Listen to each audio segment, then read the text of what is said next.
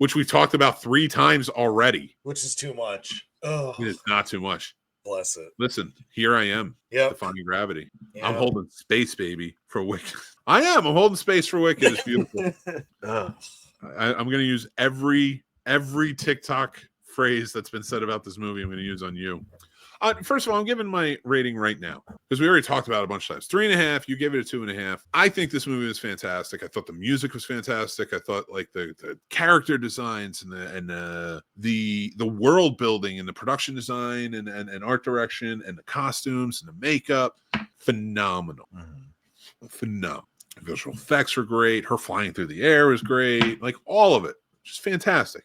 That's it. That's all I got. It was a great movie. Why do you hate it so much?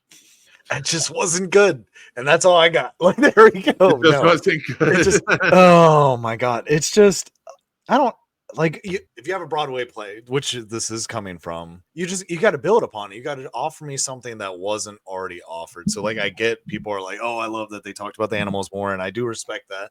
And yeah, they did. But give me something different that they didn't show in the production, because they do mention it. I get it's not a big focus on it because it didn't need to be. It didn't need to be on this one either. I get you did it just to build. I just forgot her name. Thank God. The Wicked Witch. Elphaba. Up a little. Yeah. Oh my God. I'm gonna call her who she is. Yeah, I'm allowed to do that. But no. Anyway, and like just musically, I mean, if you look through the different variations of this already, like the Broadway blows the music out of the water. I don't understand. I argued with my roommate about this all night and day. I was like, they use auto-tune, they use production on this. The other one was like they can do it on set while dancing and stuff, which they didn't do in this one. I'm like, so just the singing alone, you can't say that this one holds a candle to the Broadway production. I think that's disgusting to say to the Broadway actors because that's part of actual musicals. So that part, I'm like, no, I'm not saying the music is bad. I'm just saying people that are saying this is the same caliber or more is insane. And it is real because Franco's there. He's the Wizard of Oz. Jeff Goldblum can take a seat in the back. It's fine. Franco, I feel you, my guy. Wait. So in your mind, yes, this is, and I'm going to do it. I'm going to do it. Okay. I realize it comes off as snobbish, but it's fine. It's in the title. It's in our name. Not Lionel Barrymore. He wasn't the best wizard. Oh, well, well then, yeah, he would be the best. Sorry, yeah, obviously. Even that pissed me off. So Wicked at the beginning, you have the lion on all freaking fours instead of standing up with them. Once again, like, don't touch the book, but it's original not based on the movie. It's not based on the movie. It's based on the book, and in the book, he was on all fours. Oh, don't change it though. If you're gonna show it on screen, you got to keep it on screen like the Wizard of Oz, which he's standing up, man. No, like, pay homage. You got to read the book though, because the book wizard and some things that happen in the. Now, I'm not saying it's exactly fits in. Of course, we can go around it, so I'm not taking it. But there are things that really, and even not reading the book, but at least like looking up.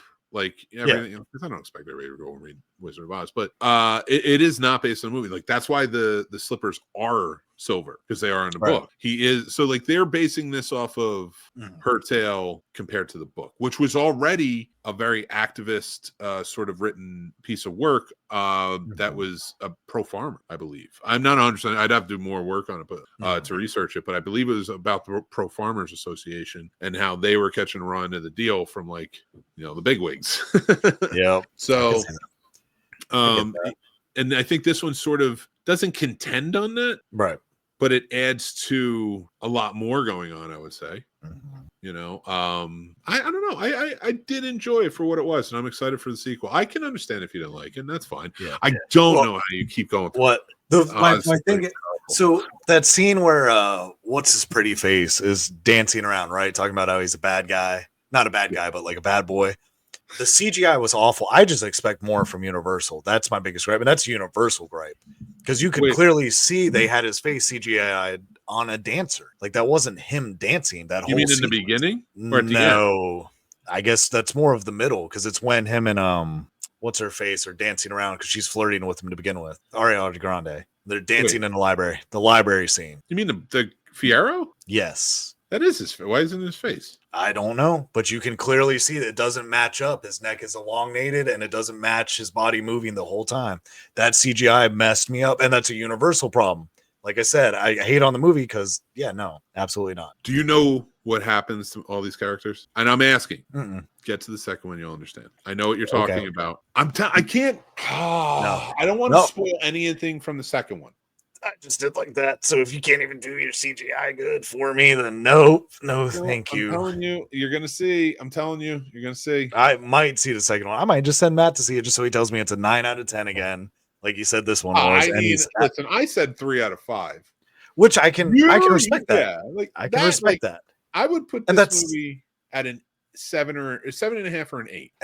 I probably would put it at the same had I not been told it was a solid 9, if not a 10 out of 10 by someone I thought I could trust. I wish we talked beforehand because I would have said like I really like this movie, but I don't think it's a 10 out of 10 film because it's an incomplete movie. I think anything that's incomplete is gonna. That's why The Wizard of Oz is a 10 out of 10 fucking movie for me. It's perfect, and that's what I like about this. It doesn't fuck with that. Yeah. If anything, it adds lore to what's going on in that movie, but it doesn't change anything. And I do like that they skirt the line because it is supposed to be based on the books, but they do skirt the line with the movie. And they do that on purpose. So I can appreciate that. All right. We talked about Wicked. Go see it or don't go see it.